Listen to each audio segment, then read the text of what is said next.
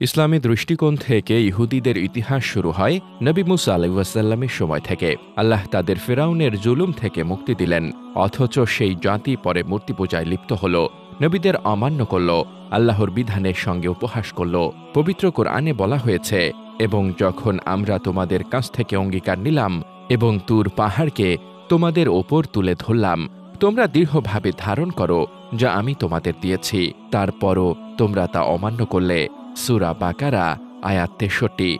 নবী মুসা আলাইহিস অনুপস্থিতিতে তারা গরুর মূর্তি বানিয়ে পূজা শুরু করে। সূরা বাকারা আয়াত ৫১। মহান আল্লাহ ইহুদি জাতির অবাধ্যতার কথা উল্লেখ করে আরো বলেন, তোমরা কি আবারও নিজেদের কিতাবের কিছু অংশ বিশ্বাস করবে আর কিছু অস্বীকার করবে? যারা তা করে তাদের শাস্তি দুনিয়াতে লাঞ্ছনা এবং আখিরাতে ভয়াবহ শাস্তি। সূরা বাকারা আয়াত ৮৫। ইহুদিরা তাদের বহু নবীকে হত্যা করেছে।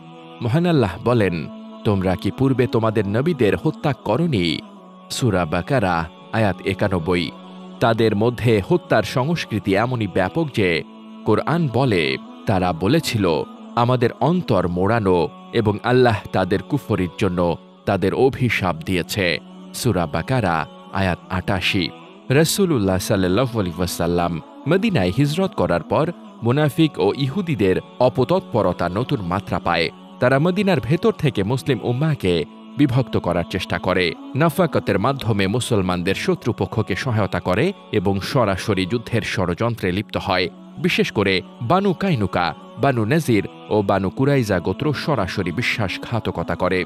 বানু কুরাইজার বিশ্বাসঘাতকতা সম্পর্কে কোরআনের ভাষ্য হচ্ছে, আর আল্লাহ তাদের হৃদয়ে সন্ত্রাস সঞ্চার করেন, ফলে তারা নিজেদের ঘরে ঘরে তাদের প্রাসাদগুলো নিজেরাই ভেঙে দেয় এবং মুসলমানদের হাতেও ভাঙন ঘটে।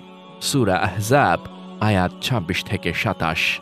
ইসলামের খিলাফতের যুগ পেরিয়ে যখন মুসলিম উম্মাহ রাজনৈতিকভাবে দুর্বল হতে থাকে, তখন ইহুদিবাদীরা আরও বেশি সক্রিয় হয়। উসমানী খিলাফতের পতনের পেছনে তাদের ষড়যন্ত্র আজ ঐতিহাসিকভাবে প্রমাণিত। বিশেষ করে সাইক্স-পিক চুক্তি, বেলফোর ঘোষণা এবং ইসরায়েল রাষ্ট্রের প্রতিষ্ঠা, এর সব কিছুতেই ইহুদিবাদী লবির কৌশল সুস্পষ্ট। বেলফোর ঘোষণা ছিল মূলত ব্রিটিশ সরকারের এক ম্যানিপুলেশন, যার মাধ্যমে ফিলিস্তিনে ইহুদি রাষ্ট্র প্রতিষ্ঠার ভূমিকা নেওয়া হয়। এই পরিকল্পনার গভীরে ছিল রথচাইল্ড পরিবারের মতো ইহুদি অর্থ লবির প্রভাব, ইহুদিবাদী আধুনিক তৎপরতা। বর্তমানে ইহুদিবাদ শুধু অর্থনীতি নয়, প্রযুক্তি, মিডিয়া, শিক্ষা, বিনোদন ইত্যাদি প্রতিটি সেক্টরে প্রভাব বিস্তার করে যাচ্ছে। তাদের মূলনীতি ডিভাইড অ্যান্ড রুল। মুসলিম বিশ্বে বিভেদ, ফিতনা, গৃহযুদ্ধ, দুর্নীতির নেপথ্যে বারবার উঠে আসে এই গোষ্ঠীর নাম। অথচ কুরআন পূর্বাভাস দিয়ে রেখেছে যে তুমি দেখবে মানুষের মধ্যে সবচেয়ে কঠোর শত্রুতা করে ইহুদি ও মুশরিকরা। সূরা মাইদা আয়াত ৮২। কিন্তু মুসলমানরা নিজেদের প্রকৃত শিক্ষা ভুলে গিয়ে আজ ইহুদিবাদের সহজ শিকারে পরিণত হয়ে আছে।